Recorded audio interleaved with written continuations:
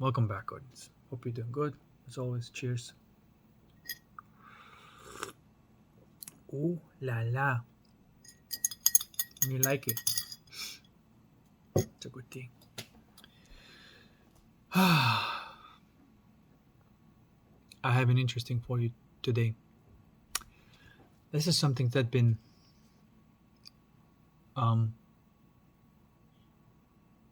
this has been something that's been in the back of my mind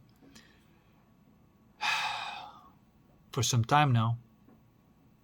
And as I'm making these videos, it's more like an exploration. You can tell that I'm exploring it.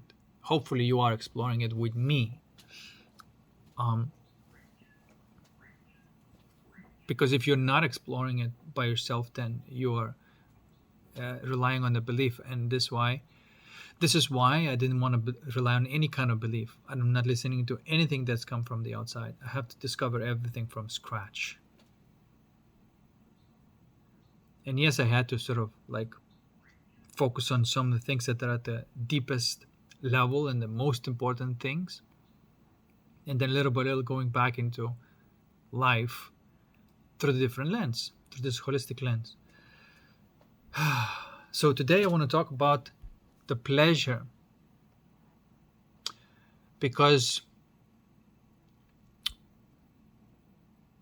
and its rightful place, and what is pleasure. Because right now when I'm discovering these states of consciousness, structures of consciousness, dimensions of consciousness, and how it all works, it's fascinating, first of all, to just watch your own consciousness and discover it. If you have a little model, test it out to see if that's how it works. Super fascinating.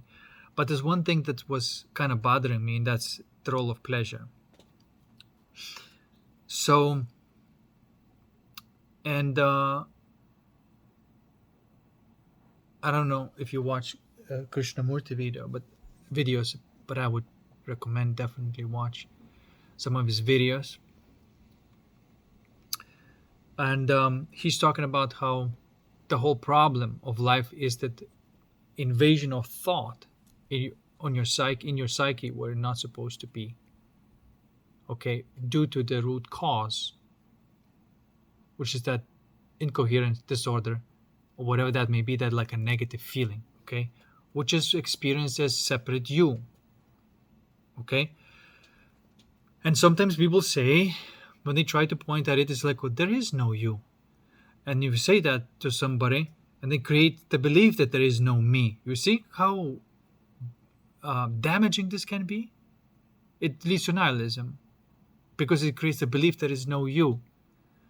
In fact, there is absolutely no reason for this type of communication if you're trying to communicate something to people, which is observing the root cause of everything that happens in your life. Any negative emotion, any negative feeling, everything, you're observing the root cause of it, and observing in a type of way where whatever you're observing and that thing that is observing gets dissolved. Now, from there, the spontaneous joy starts popping through. Peaceful bliss, sometimes I call it. Joy is a great word to describe it. And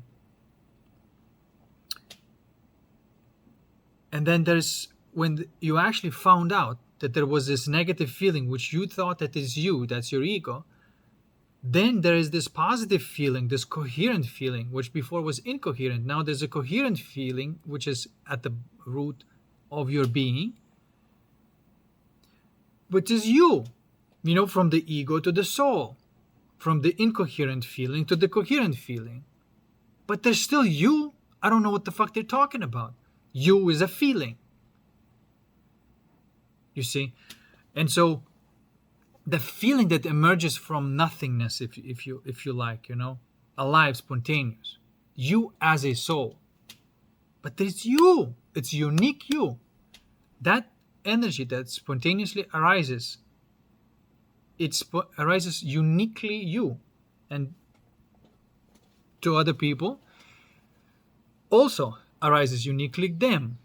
And then whenever you have that soul energy playing with another soul energy, you have something that beautiful that you're creating together, right? And that's the whole thing. That's the whole game. That is the continuity of your consciousness, your soul. Okay, is immortal. As you can see, ego is mortal. It's not only mortal, but ego must be dissolved for the soul to be whole and kind of born. But it always is immortal, right? And that feeling of joy or bliss or peace, out of which this colorful composition of feelings stems from, which is you. And as you can see, you cannot pinpoint this is you, this is you, this is you, because every second it's alive. But that alive, there is this energy ball that is moving and it is alive and it is you. I don't know what people mean by like there is no me. Like there's you see. I don't know. Maybe that's not for everybody. I don't know. Maybe some people don't have souls, and they don't have that emanating joy and whatever. How can there be not you if there is a feeling, right? I understand what they're trying to do. I understand that they're trying to get people to focus on the space in the contrast of that negative feeling out of which the suffering stems from, and kind of dissolve it that way. But this is not the result. It's not what really happens to people. It is one of those quite dark consequences which leads to nihilism, when you create a belief that there is no you. Okay, so don't fuck with it, don't mess with it, skip it.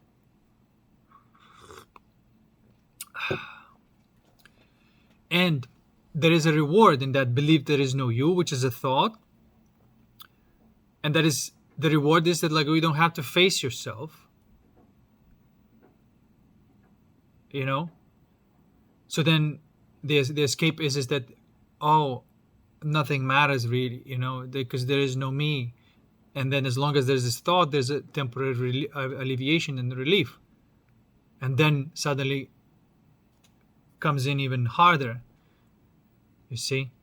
And so then what you're going to do with all that junk inside your trunk? Are you going to go even deeper into that numbness, which is not truly peace?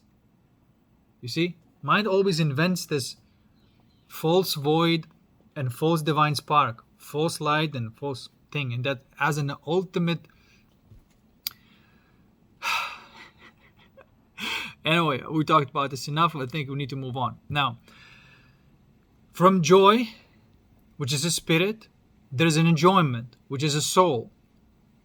And enjoyment is, like I said, it is a type of connections with other energies, and playing with your energy, taking a shape, which is its feeling, and playing with it.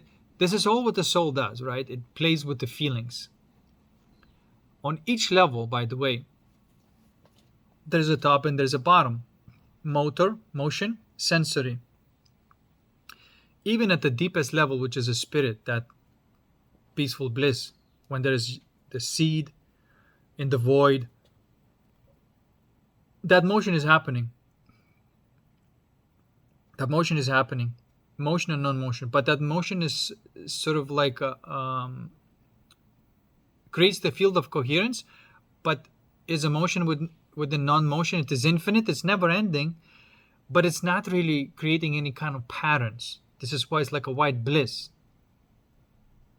It's the paradox about this is that it's the most wonderful feeling in the world that never ends, and yet for the soul is kind of boring.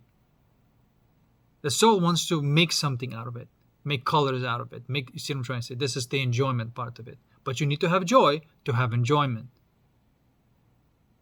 It's like mom and dad there, that void and that divine spark. When they're together, they're functioning, as an engine, as a source of energy. But then the soul uses it to play and create all this, harmonious states of feelings, which is really you.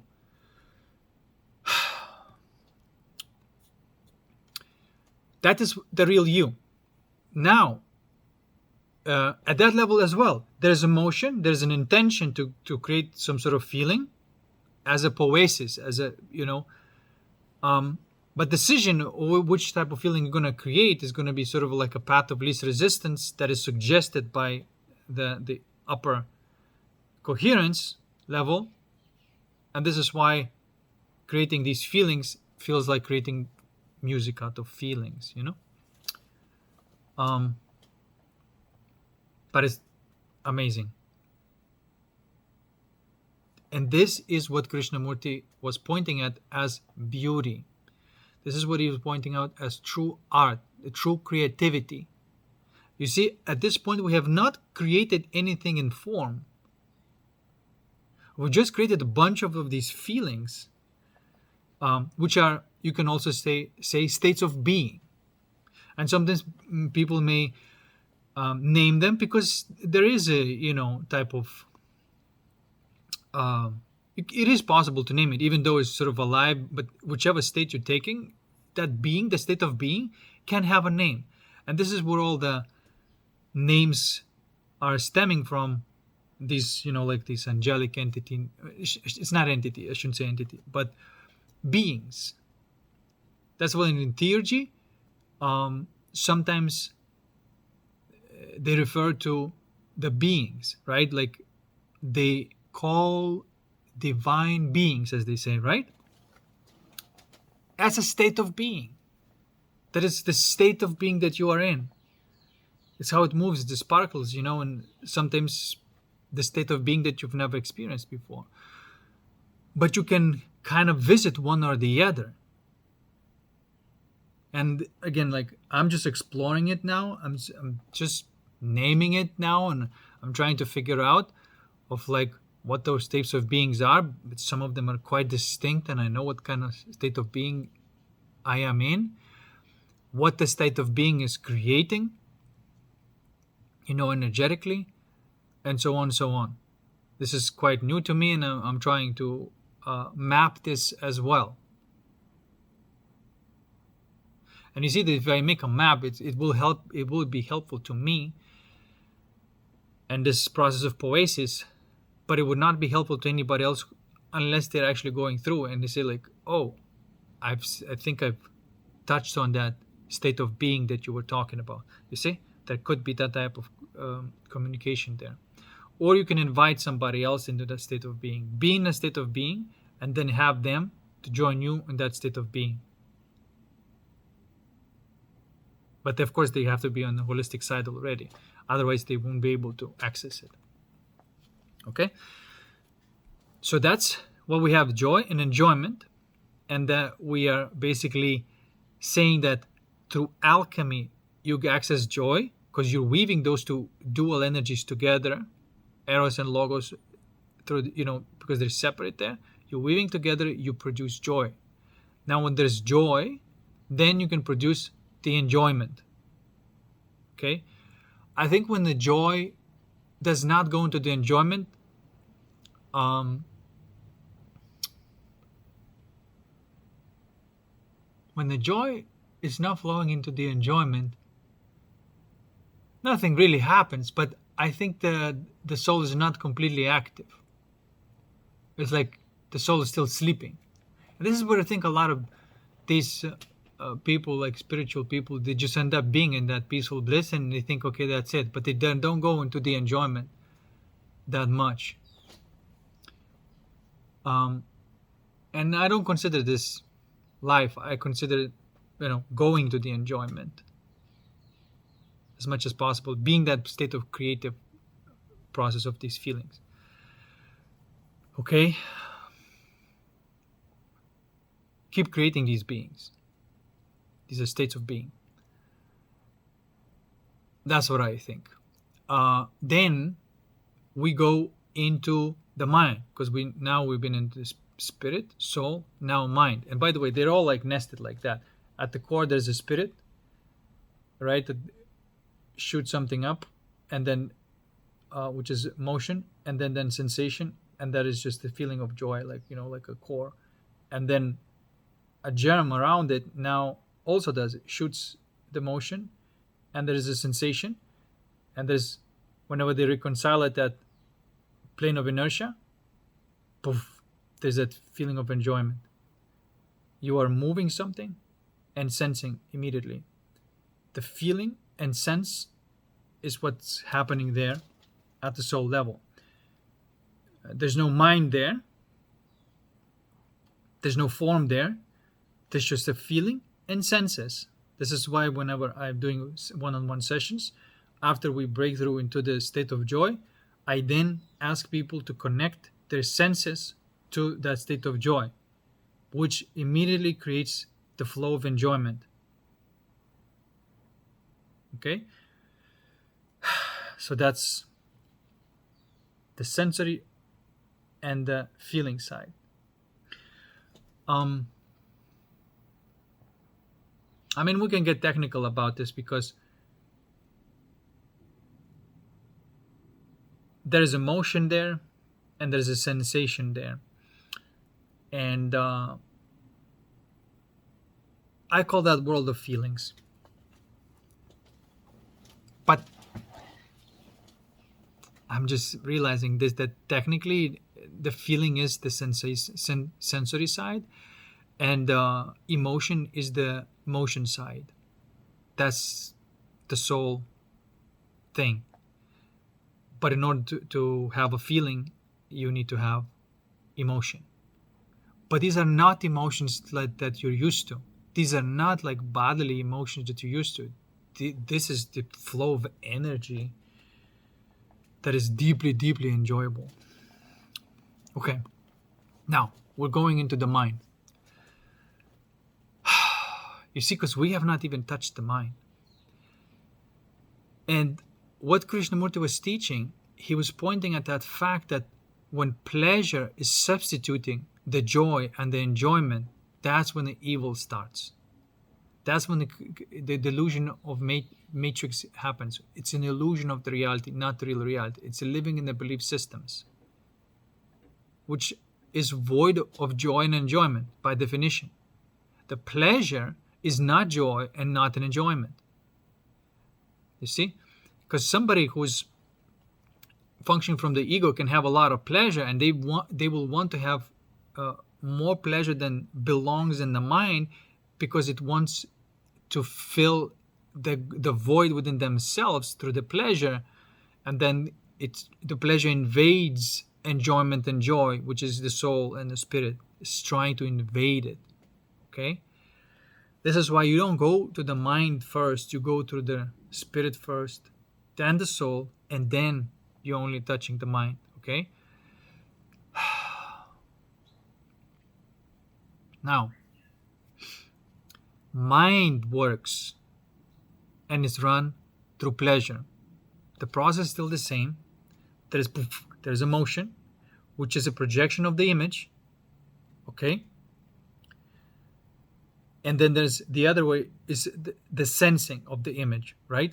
So desire, because now it's created the image on the upper screen, right? And then there's a fulfillment immediately on the lower screen. And whenever they are unlocking each other at the plane of inertia, there's a fulfillment. Desire, the image of the desire, I should say, the image of pleasure, the image of the desire, the image of pleasure. And this is how your mind functions, and rightfully so. This is how your mind's supposed to function. It imagines something that the image that you desire. Let's take a simple example, an apple. You imagine an apple, okay? And you imagine desiring that apple. And then another image is you eating that apple and feeling pleasure, because the separate image becomes, reunited. You are sensing what you are desiring. Desire is the motion, and fulfillment is a sensation. Okay? So, therefore, pleasure has its right place. Now, Krishnamurti, he never said these words, at least I have not seen him say these words, but he said that the thought has the right place, and he also said all thought runs on pleasure. So by that definition, you can see what he was pointing at. He was saying if you place the thought in its right place, by that definition, you're placing the pleasure in its right place. Okay? The pleasure is a wonderful sensation created by the mind. The problem is that when it's trying to, compensate for the lack of joy and enjoyment in your soul, in your heart, that is when the thought and the mind works overtime, and that is then thought has to go into this darkness, basically. And what it's trying to do is trying to, through thought, say like, hey, let's just, to have that false enjoyment, let's bring the pleasure. And then your mind's going to have something that is super dark, it's fucked up, to derive that pleasure from that. Does that make sense? To really at the cost of somebody else's soul. So you're invading the soul, and there's always this war going on between the soul and the ego, and within each person, within each community, within each country, within the whole world. And soul has its right place, and this ego has its right place. Okay, no, I shouldn't say ego, because that's no longer ego. Ego has no place. But thought and pleasure does have its place, but we have to define it differently. It's not an ego, it's an avatar, or it is a type of self, but it's like the machine part of you, right? Thought and the mind is a machine part of you, and it's wonderful, and that machine can create a lot of rewards and pleasures and all that stuff, but it should never invade your soul. Okay? And so if the soul is that chewy nugget center, and imagine that soul being in the shell, or the avatar, or how to say it, the machine, okay, or robot, or whatever, right? Like, so this is the body. Your body is like that, and it consists of the mind and the body. Mind is mechanical, because mind is thought based, and thought is all time based, it's mechanical, and all these different things. Okay? Now, in the soul, the reciprocation is instantaneous. There's no problem there. Okay? When there's that feeling and then sensation, or the emotion and the feeling, I should say, you can play with it immediately, and so there's no such thing as like, like some sort of, because the infinite is still there, and you can play with this primordial temporality. You just play with these patterns, and that is like a toddler, level intelligence, which is very intelligent, actually. And then you go into this adolescent, which is the mind. By the way, when mind is trained well, it's exactly the same thing. Whenever you have the image of the desire, you can immediately have the image of the fulfillment. In your imagination, there's nothing preventing you from doing that. Okay? And if it's something preventing you from doing that, then you can alchemize it, and still do it. Sometimes you would need to use the will. That's another thing that I realize, is that sometimes, okay, so there was a question within me, is that Am I not infringing upon somebody else's free will? Because if I'm, for example, trying to, let's say win a contest and somebody else is trying to win a contest, okay, isn't that a conflict of interest? Even though there could be everything done out of joy and enjoyment, there is a contest that's going on. So there's a battle of the will. Now, which one is going to win? That one's going to win who has the best game of the mind. And you will need to use the fusion, which comes from your soul, to fuel your image of the fulfillment, and the fission, which comes from somebody objecting that and preventing you from having that image of the fulfillment there. Does that make sense? And so it's a type of game that you can be really good at. And this is what I've arrived at. That there's not worth playing this mind game without first having the joy and enjoyment, first having the spirit and the soul. Beside, until you are real yourself, I mean, there's no point of using the machine, because the machine using the machine is just going to be nonsense. Now you're entering the world of entities, the world of thought. These are entities. They're like machines. They're mechanical, but they're entities. That's the thing, the difference between the being and the soul. There should not be any kind of entities. There should be just beings. In a mind, there should be entities. And these entities are thought forms or thoughts, and they are playing this game of trying to, like Tetris, like, or puzzles to put together in order to get that feeling of pleasure. Okay? So this is why sometimes your mind and trying to create something may be in a conflict with another version that's being tried to create by your opponent, right? Because there's, if two people trying to win the contest, then you're going to have an opponent, right? And you can even feel the will of your opponent, and then you need to really figure out of how to handle it. That's the whole game that I don't want to go into, but the whole game, it is about that reward of pleasure. In this case, rightfully so. Okay? And mind has the capacity to create one shape or form to counteract the other entity, shape or form, or the what you call it, thought, right? So like in martial arts, for example, if somebody using this type of movement, you gotta create another type of movement, install it in your mind to have it used exactly in the appropriate time,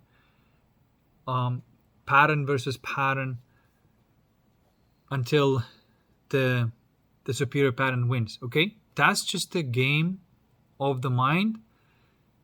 And superior pattern wins. It does not indicate necessarily goodness, because evil can win also. It does not mean that it's superior in the sense of quality of consciousness, but it won't, because we had a superiority within the mind. You see, this is why it's so important to understand that there is a competition, and it's necessary to compete and learn how to compete really well and represent the delicious side.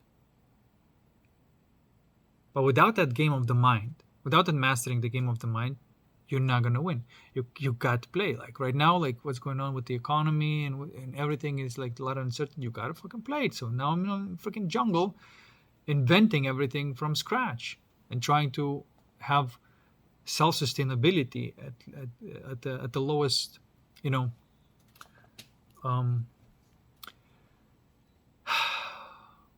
at the most hardcore level, basically, not depending on anybody, just the village itself. Does that make sense? So it's just one of the strategies that I do. Then I also watch what's going on in the business and business world, and not engaging anything there until, because come on, man, not yet, not yet. I'm waiting for my time. Little by little, I'm retreating back into the website-based business, direct marketing-based business, being talking to people directly and say, well, this is what I do, and you see what I'm trying to say. And so I'm growing my business on uncorruptible platforms. I'm also, there's not a lot of people yet there, but Mastodon, something that I'm using to connect with just few people right now, but already preparing to have another social platform that is uncorruptible. I've installed Element, which is Matrix-based, Matrix.io based.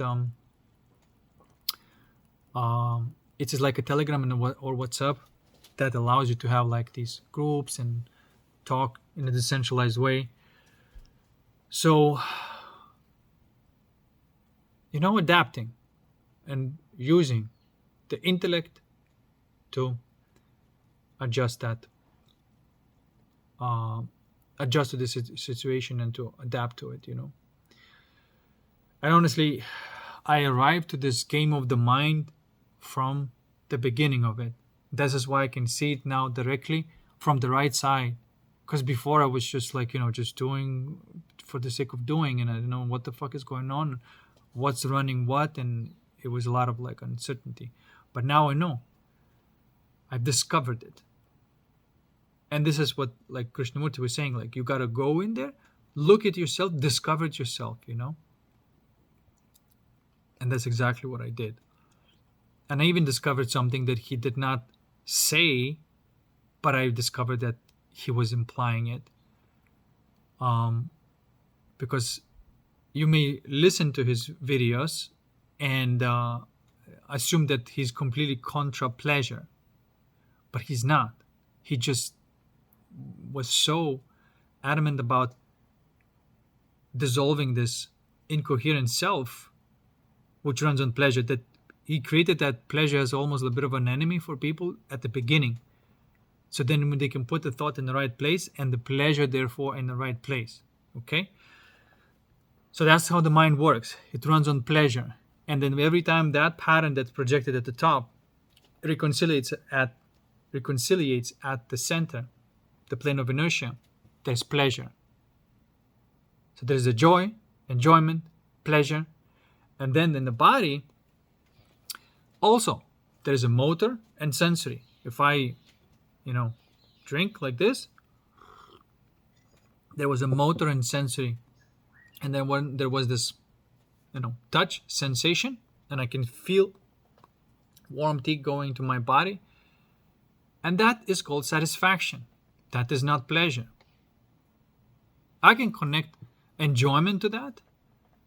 I can connect pleasure to that. Right? If I create an image of me drinking this tea and experiencing pleasure, that's an image of the desire,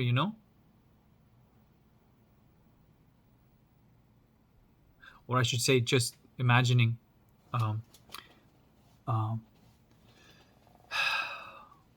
the pleasure that I would feel by drinking tea.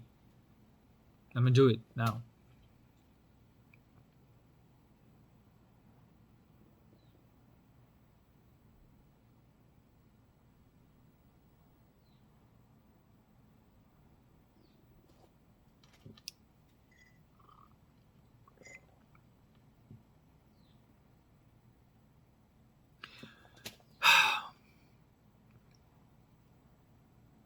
So there's this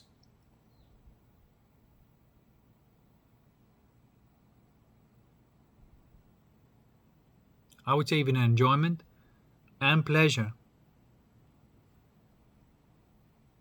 Eventually I can see how it all works together. There's no difference between joy, enjoyment, pleasure, and satisfaction. It just becomes one continuous stream, but we have to get to it. And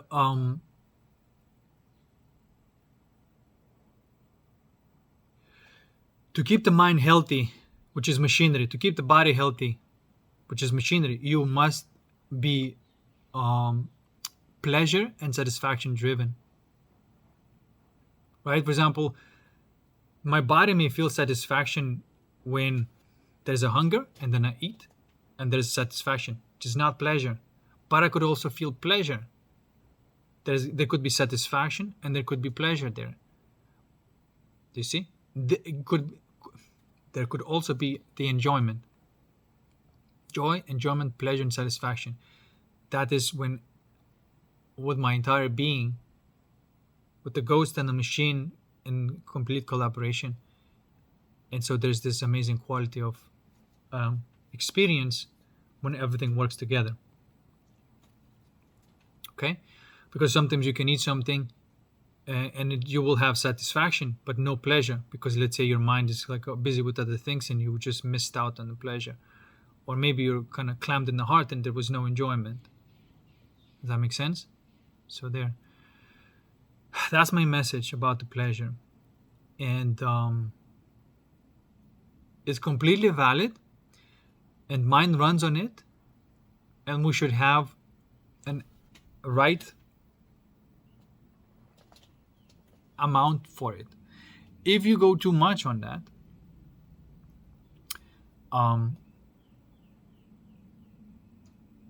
then if you start messing around with like dark pleasures, where you, instead of alchemizing, now you are creating some sort of pleasure to pacify your ego, that's when you're going to just everything going to down a hill. So you don't go to the dark pleasures.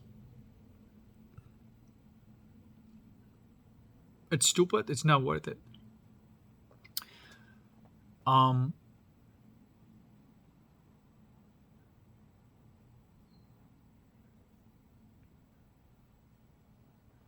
think that's the definition of sin, So sin means without without love. So there. And and that just makes you not alive. That makes you turns you into the entity. You're not alive. And that's ironic when ego is trying to be immortal, yet it's not alive in the first place. The arrogance of it.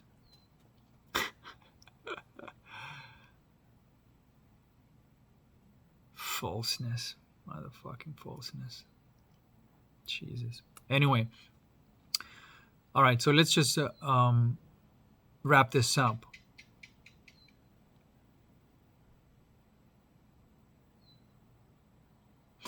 There's also like a desire and pleasure, but I don't know, maybe we should call it differently, because you can see that there is definitely soul, there's definitely mind, there's definitely body, and they do run on a different types of energies, and we have to call them differently.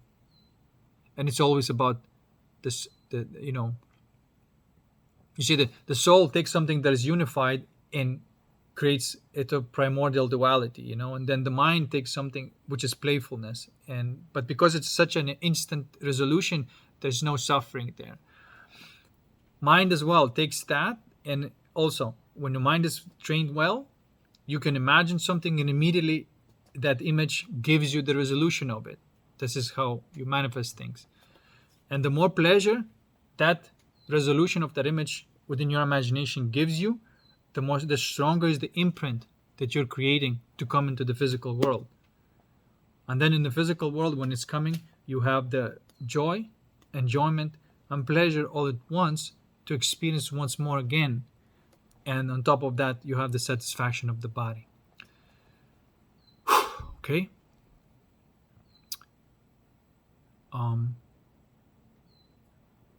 Right, what I'm trying to say here, that, for example, you need to have these pulses. You need to desire something, and then you need to have the pleasure. You cannot always go on the pleasure, because you breaks the system. You can't always go into the desire.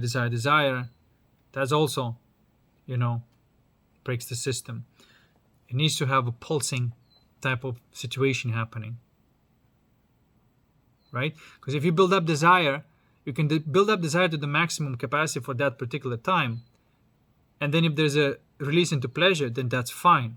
But if you build up desire and then the pleasure was not released, desire crashes. All this energy crashes. Right? So you need to know how to use those energies as well in the mind. And the physical as well. For example, sitting down and watching I don't know, movies and whatnot, and just chilling and maybe smoking a little bit of weed and just having that really lounge chill mode, super healthy and good, and that's to do with pleasure, right? But you gotta, well, satisfaction I should say, but you have to balance it out with something that is I don't know, maybe for the lack of better word, I don't want to say discipline, but I don't want to say discipline. Effort, satisfaction, and effort. This is how your body is working on. You need to put in an effort into something, exercise or something. Which, by the way, if you do it right, there is also always there is an enjoyment there. Okay. Yes, your body, for example, may be waiting, doing the effort while it's doing and waiting for the satisfaction. Perfectly fine. But your heart is already enjoying that process and then the end of that process. So the more effort you put in the body, the more satisfaction you get in your relaxation. This is why, for example, like if I hit the gym hard, which I did, and then I get a massage, that massage is so much better than I would have it otherwise. You see what I'm trying to say? So you keep in the body, you got to keep on pulsing like that, and the body's super happy when you get the effort and then relaxation. But you cannot skip that. You cannot just keep effort, and you become a mania. Work hard, relax hard, like that. In the body, I mean. I don't mean mental. Mental is the other way. It's desiring something in the mind. Which, by the way, look, in the mind, the desiring something, and this is what Neville was teaching. That in the mind, your desire, the object of desire, you got to connect all the dots until you have it vivid resolution, and there is a pleasure. I was wondering, what is this thing that you that makes it done? That form. Now I realize that what makes it done is the thing that we call pleasure. That's what makes it done. So now I'm completely aware of these 4 different types of energies: joy, enjoyment, pleasure, and satisfaction, that function in all these 4 worlds. The primordial being, encompassing. This is why the joy permeates all of them. Enjoyment permeates mind and body. Pleasure permeates the body. And satisfaction just is left at the body. Okay, guys, I think I'm going to have to stop it here. But this is my revelation about the pleasure.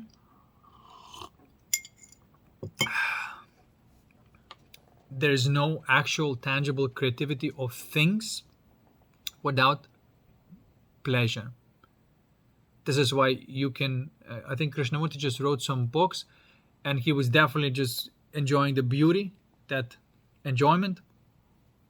He would definitely created the amazing states of beings, all that stuff, but he did not go that much into the mind and and used all that energy into create something, because he could have created like a music or or so many other things.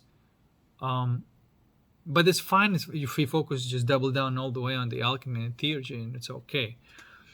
But I'm saying that for the rest of us, we kind of want to live the entire life, and this is why for us the pleasure of imagination is super important to create the things that we want, the preferable things in the world. Without it, but what he was saying is like, this is, the thought creates all sorts of wonderful things, but it's too much of the thought, not enough of the being. And so he had to switch to that. And it still is, to this day, still true.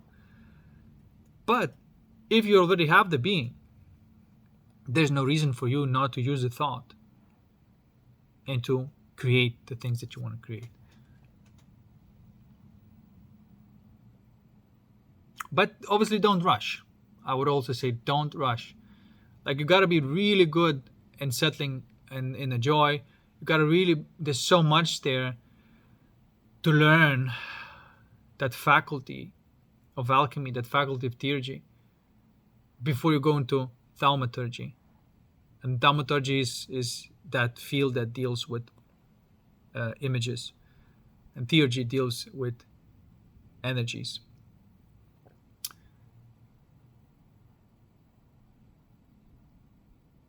And then, of course, physiurgy deals with things. And so we have the whole game. And so I feel pretty good of what I discovered so far, and keep on learning, keep on discovering it. Little by little, I'm plugging in all of these new faculties that I'm learning. And to have the complete completion, and playing the game, like, to me, like, without this, life is not worth the candle to me,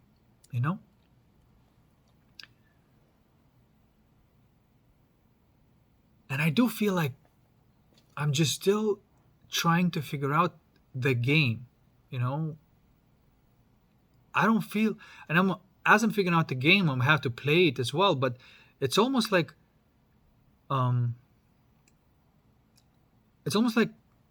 you're gonna have to mess it up because you don't know what the fuck you're doing,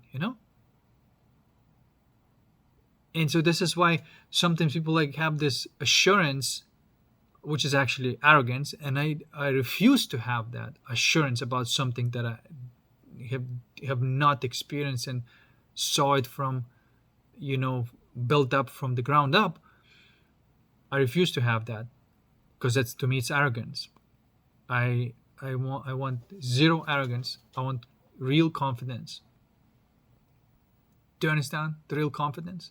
Because arrogance, by definition, is delusional. Because arrogance that type of self-belief and whatever may get you some results because other people may not be opposing you, but it doesn't mean that it's right of what you're doing. And it doesn't mean that you're not going to witness one day somebody with a real confidence and completely destroying your arrogance, and you ending up like a crying baby. So why even go there? So I didn't want to go, and I didn't want to be that type of false masculine, which matrix, and through people always try to make you into this arrogant asshole,